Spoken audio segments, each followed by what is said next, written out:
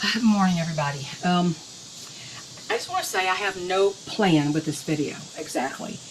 And I want to try to come express one reason why I'm just not really speaking about a lot of political things and not being involved in things that people believe I should be involved in. And I don't know if it's going to, some of you will understand it. Some of you may not understand it. And that's okay.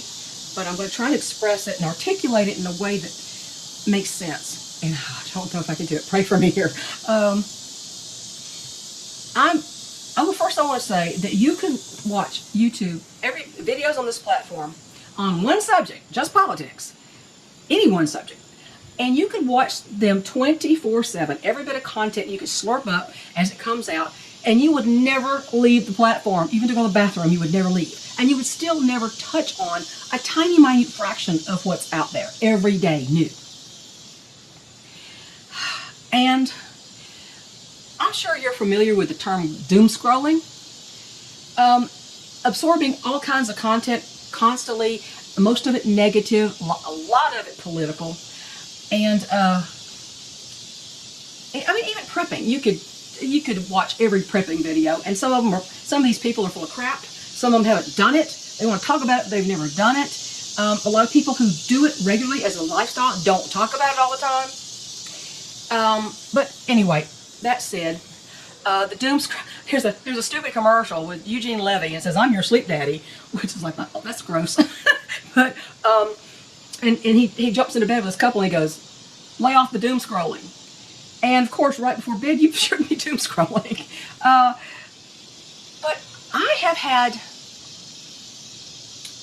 there's a character in a book I read, a Dean Koontz book, and I used to love Dean Koontz books. They're kind of like science gone wrong and things that are actually not supernatural, not weird stuff like Stephen King does. I think Dean Koontz is a better writer, honestly. But I haven't read all of his books. I'll get the word right.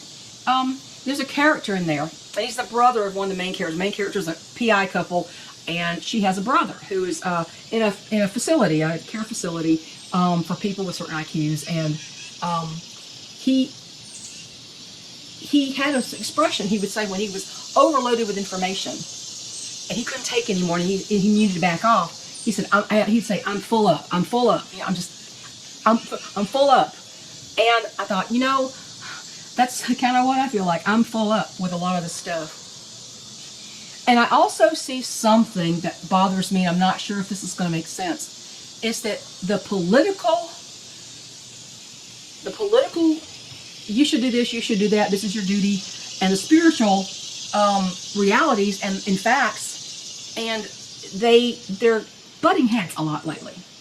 And a lot of people, it's kind of a murky marriage between those two sometimes on some places, and they want to imply that if you're a believer, if you're a Christian believer, and you are not involved like a political activist, that you're somehow stupid or not doing your moral duty or whatever the case may be.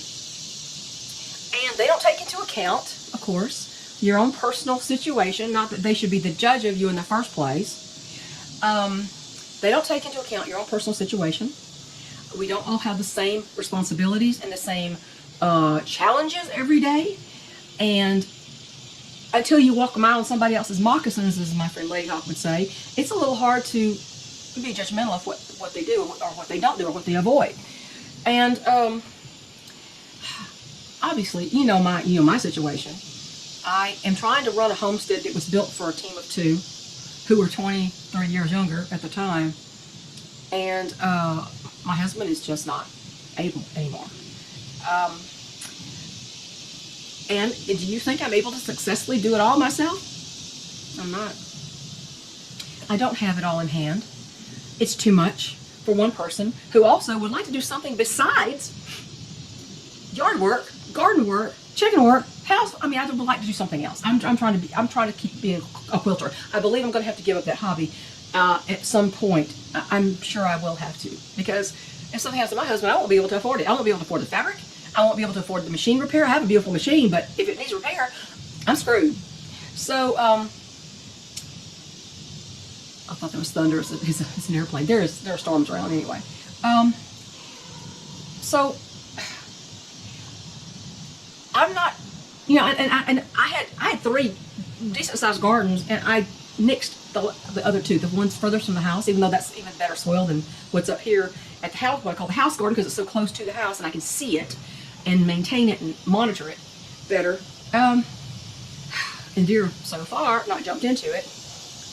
I think a lot of that has to do with having a little string of lights, solar lights, and they're strung along most of the fence line at the top of it. And they tend to, they'll go bright and they'll go dim, and then they'll flash like this, and then they'll run like this. And I think they last until like 6 in the morning, so I think that helps deter the deer at night. But anyway, I'm maintaining that close garden. And I do need to correct myself. I said that 2025 was a garden fail. That's not entirely correct. The tomatoes do need better soil next year. They need more soil in the beds. They need better soil, less nitrogen rich and more magnesium, potassium rich. And I will be working on that, which is, you know, pretty easy to do. But the tomatoes didn't do as well. Now, I have one variety that's doing a lot better than the other, and it's the same soil. My Mountain Prides are doing a lot better. They're still not as beautiful as they should be, but they still are producing a lot more tomatoes, and they're getting to maturity. The Brandywines, which is an old heirloom variety, are less so. Let's say they're less successful. But I really believe, I should say, that if you have attempted to garden, if you have actually given it a good old college try, as they say, I still think you haven't failed. You tried something that didn't work exactly as planned. Boy, we've done that quite a few times, different ways to do it. But one thing that's a success, and almost always a success, are my peas. The Crowder peas that came from my grandfather's farm originally in West Georgia, near the Alabama line. My dad gave me this jar, a pint jar full of Crowder pea seeds. And that thing stayed with me. I think he gave it to me when I lived in the suburbs. And that thing stayed with me for a long time. And when I started planting, I planted them the first time, I thought, well, these probably not going to come up. They came up. Most of them came up. And I had great pea crops, and I've seed saved for them ever since. Well, the peas are doing really well. Suddenly, these peas are very hardy, considering they're heirloom, and they're actually real heirloom. Family heirloom and heirloom variety. And they are climbing, you know, the spines of the arches on the trellis that we put in the garden. They're climbing that fencing. I got peas on a bunch of them now. They're doing good. As long as it's hot enough and it's not too much rain. We've had a lot of rain. The tomatoes come across worse in rain than peas do, but in any case, they're doing well. So I'm going to have the peas. I'm going to have, barring some unforeseen tragedy in the weather or whatever, and the, tornadoes knocking them off, I'm going to have moonglow pears. Now, no, pears are not carnivore. No, they're not. They're a fruit. But you know what? I've eaten handfuls of blueberries off the bushes this year. Berries right off the bush, no chemicals, no nothing. That alone is the work of the Lord, the Lord right there, because they're just planted. I do nothing to them, and they're beautiful this year. As long as there's enough rain, and there has been, they're doing great. There's an the deer have really decided they love my blueberries. There's a doe who's up there every morning. She's eating out of the blueberries, and I told her I came across her yesterday, and I said, "Hey there." She's looking at me. I'm 20 feet from her, and I said, "You can have them. It's okay. Just go on," because I can't eat them all, and my chickens can't eat them all. I can't even reach half of them. So the blueberries did well. That's truly the Lord's bounty. I had nothing to do with it. The bushes are there, and they just produce beautiful fruit because of the rain.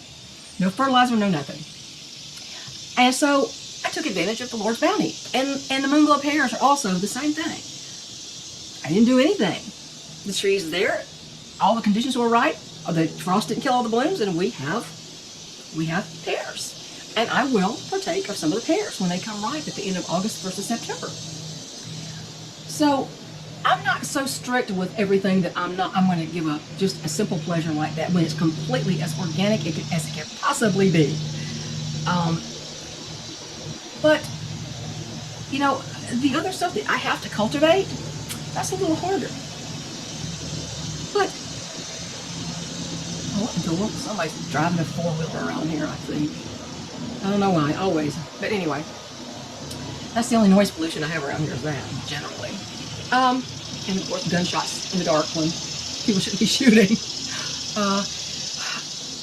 But I kind of concentrated on my perimeter, my literal perimeter. What is in here? What is right under my nose? And I've said this over and over, control what you can, And what you need to not obsess over.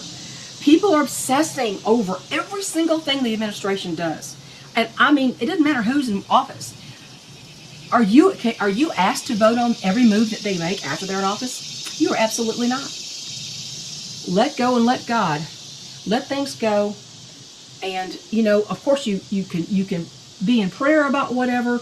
And, and scripture only says, pray for your leaders. Pray for those in power over you. Pray that they go down the right path.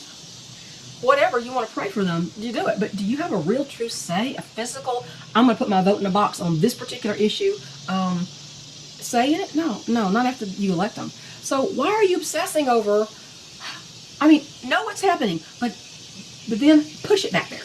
Push it in the back. Because you have other things that are more important to your family and to yourself. You've got to keep your sanity also. And I really don't, I think a lot of times the political and the spiritual butt heads, and there shouldn't be overlap there. Yes, everything in this life is a battle of good versus evil. Everything, even politics. But who's doing the battling? You're doing the voting, but who's actually doing the battling of the evil forces that you can't even see? You don't even know what's happening. You don't even know. And you're not going to know unless somebody wants to tell you. And then you've got to say, is it true? How do I know it's true? You don't. You don't. This is why I've pulled back a little bit. I just feel like it's not productive of me to always be obsessing over what this guy's done and that guy's done. Yes, a lot of these guys they're just evil. They're evil, they're reprobate. Reprobate, again, I said that and people said, well, what does that mean? The biblical meaning of reprobate is you're beyond hope. You're beyond salvation. You have said no to the Lord so many times that he's no longer speaking to you. Yes, that happens. That's a thing. Some of these, by the fruits of what they do, seems like that may be the case for a lot of people. I'm not the judge. That's not my department. My department is my family, my animals that depend on me, my husband, my sons, if they're out on their own and they're taking care of their own business, obviously. And get me some iced coffee here.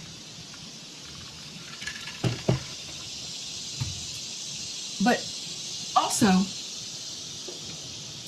on slightly another different subject, and this has to do with aging and being at a particular place like we are at this point in time. And I know people don't want to think about it when you're in your 40s, but honey lamb, that's going to come faster than you can shake a stick at it, as my grandmother used to say. When I get to a certain point in my particular situation, I have a disabled veteran husband who cannot go everywhere and drive all over the place.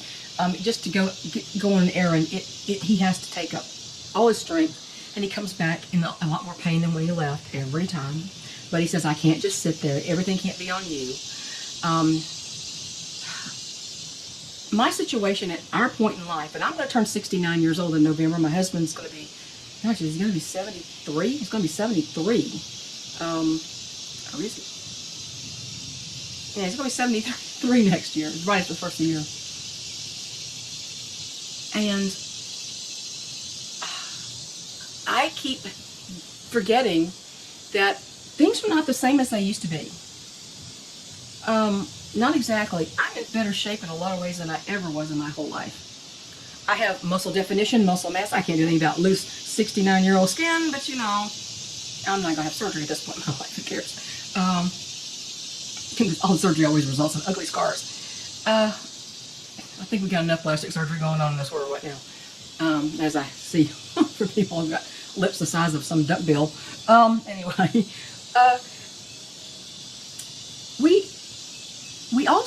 have two children. One lives an hour and a half from me, and he works a lot, and he has a secondary business. And his current girlfriend is going to go through some major surgery at the end of this month, which is going to take a little bit to recover from. He has a lot of health problems. And my other son is a teacher. He's changing schools this next school year, changing to a different school. And he has a very specialized field, and so it's almost impossible to fire him, but he's making a decent amount of money for where he lives. His taxes are insane. They're probably 20 times higher than mine for a house that's probably worth about the same. And I'm not going to ask them to come up here and do manual labor. And I've never talked about it on the channel before, but my older son, I couldn't talk about it till the lawsuit was over. He was suing somebody. He had, in the course of about 3 months, 3 different car accidents, all freaky and not his fault. 2 from behind. The first one was so scary. It was almost like that when a tree came back at me and it grazed my head. It could have hit me in the face. It could have been so many shades of worse. He was driving on his way to work, which is about 45 minutes from where he lives, and there was a car in front of him pulling a boat, like a cabin cruiser boat with got a top on it. And the top of the boat came off, and it flew back at him. He couldn't veer to the middle lane because there were cars over there. He could barely move. He moved over as far as he dared without hitting some other car. The boat top flew back. It hit the windshield on the passenger side, hit the car over that side. If he had not moved over, it would have come in the driver's window. That was bad enough. He got his car fixed from that one because it was obviously the other guy's fault. I didn't think that would ever come off. Well, duh, man, it sure did. Maybe you should have seen if it was rusted off or something. But anyway. And then, I forgot the order of these other 2. One girl came up and hit him in the rear, which didn't do any real damage. Right after that. And then somebody else came barreling along and plowed in the back of his car and actually ripped the frame off or something. It bent the frame. And from then on, he's had terrible back pain. He's had to go through physical therapy. He doesn't want to take any pain drugs. But my son now has a serious disc problem. 3 accidents in a row, none of them his fault. The insurance company didn't get him diddly squat. They paid for his medical bills, and they paid for the car being repaired, a couple things. But the guy that hit him with a bad accident, he was driving his mother's car. So he didn't even have insurance. It was his mother's insurance. It wasn't even his car. So my son's lawsuit wasn't not worth very much. He came out with enough to buy a new furnace for his house and repair what needed to be repaired and pay medical bills. That's all he got. Okay? He didn't make it rich on that. But now he's got permanent pain forever. He can't really pay for that. Pain and suffering, he didn't get. So, do you think I'm going to depend on that child to come up? He's not a child. He's 48 years old. I'm not going to depend on him to come up here and do my yard work and tend my chickens and cut my grass. And it's us. It's us. Me and my husband, that's it. That's who it is. And we have no grandchildren. And we're not going to have any grandchildren. And is that okay with me? Yes, it's fine. I never wanted any grandchildren. And that's why you tend to be sometimes out of step with somebody that you have a lot in common with in your spiritual beliefs and all that kind of stuff. You may have a lot in common and they may understand who you are, but they have a life. They're doing activities with grandchildren and family. Our family doesn't come here. And we can't drive, and at the same distance that they have to drive this way, we can't drive down there. My husband can't take the road. And I don't even know how to drive the roads anymore. I don't understand the lanes or everything that they've come up with. I don't understand any of the way the roads are structured anymore. And I'm not taking a chance to drive down there myself. Into the worst traffic, into the mouth of hell, which is what I call it, down the suburbs and closer to the city. I'm not doing that. I don't know how to drive in it. I don't want to drive in it. I don't even want to drive, period. So you find yourself at our age kind of being out of touch a lot of times with people that you like and they like you just fine, but they have a different life than you do. They just do. And it's hard. And if you I talked about the conveyor belt to the funeral home that woman was talking about in Solo second half. She gets out there and walks in nature and she plays sports and all that kind of stuff. And she's found herself living in an over 55 community where literally these people are on borrowed time. And she's only 60. And she even told about one time she came across, there was a lady in the swimming pool. And she had her oxygen tank and the hose was stretched across the pool surface to her in the pool, sitting there playing around in the pool. I don't think I've ever seen anything like that. And I don't think she had either. And the ambulances come there so often that they've been told to not turn their sirens on because it's too disruptive to the life in the community.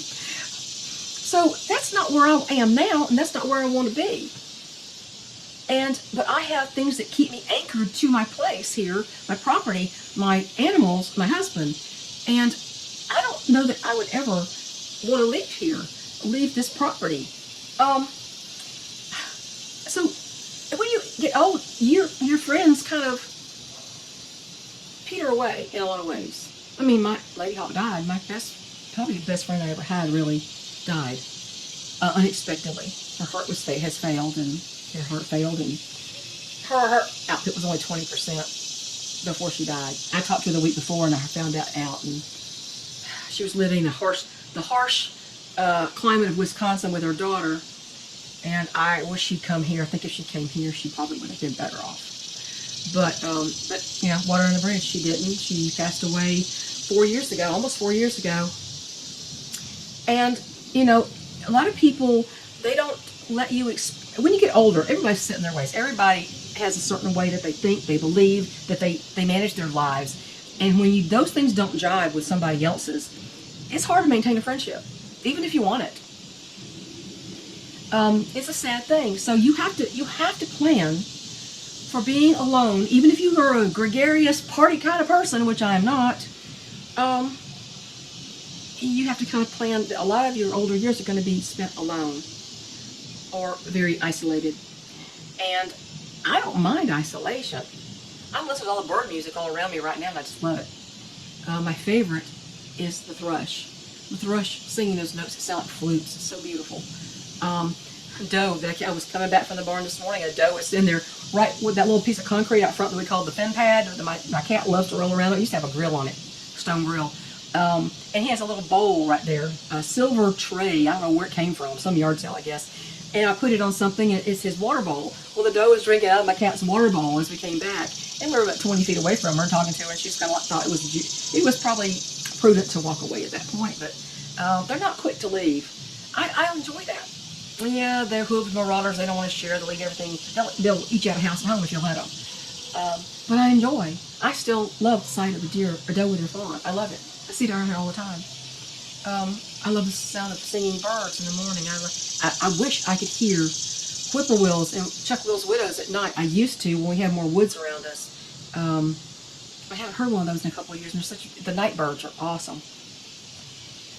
But a lot of people don't understand how that feels, how good for the soul that feels to me. They don't get it. So it's hard. I guess I've always said I'm an acquired taste. I'm very adamant about the things that I believe, and I don't beat people over the head with them. Not normally, not unless they really ask for it, so to speak. But sometimes people who are always questioning everything, even at our age, they're questioning eternity and all that can be a bit of a dividing point there.